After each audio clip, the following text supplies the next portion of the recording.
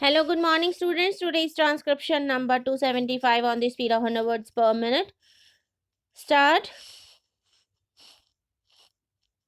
Mr. Deputy Chairman, Sir, I rise to support the motion which has been moved by my friend.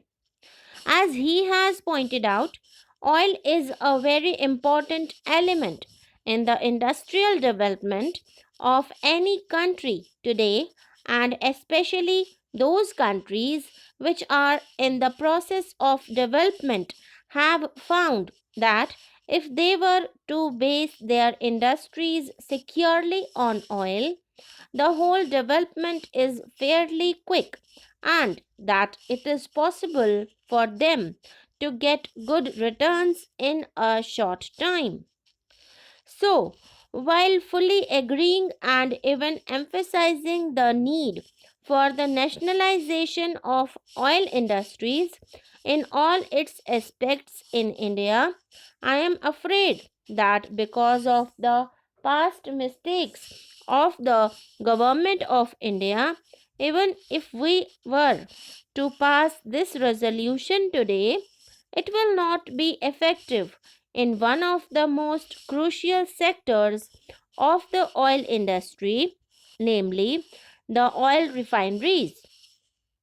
When agreements were entered into by the government of India with the oil refineries, many of us pointed out that these were iniquitous agreements and they will work against the interests of this country.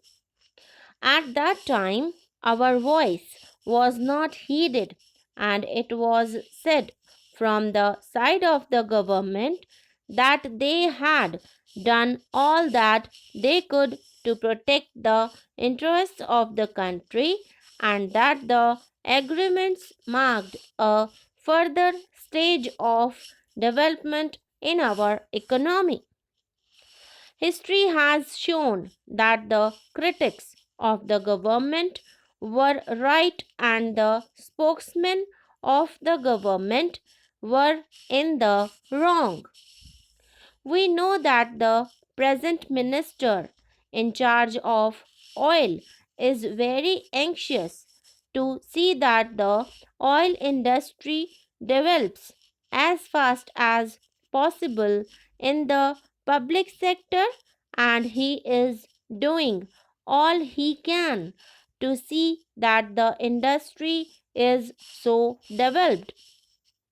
He is also trying to see that the profits that are being earned by the distributing companies as well as by the refining companies are brought to some reasonable level.